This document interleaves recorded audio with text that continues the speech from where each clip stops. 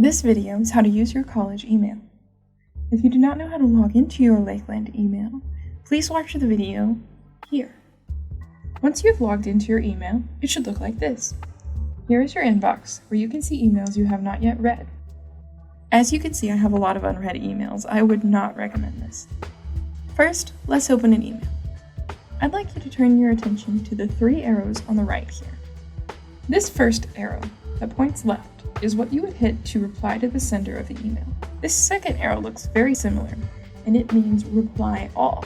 This will send your response to the sender and all other recipients of the email.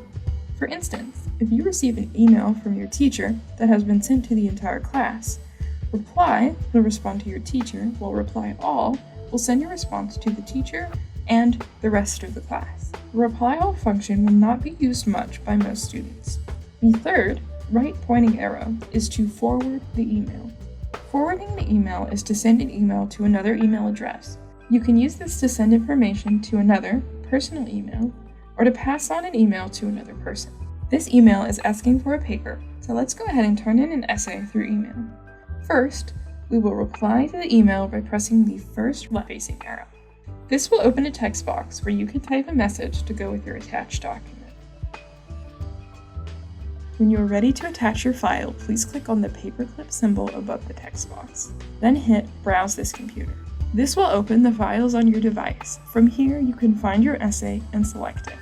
After you've found your essay, click Open, and it will attach it to your email. Now, we just hit Send. Now let's say you need to email someone, rather than just respond to an email that has been sent to you. For this, you would hit the New Mailbox here in the top left corner. Once you have hit New Mail, it will open a page that looks like this. First, we need to decide who we are sending this email to, and we can enter their email address in the To line. Let's say you do not know your teacher's email. That's not a problem.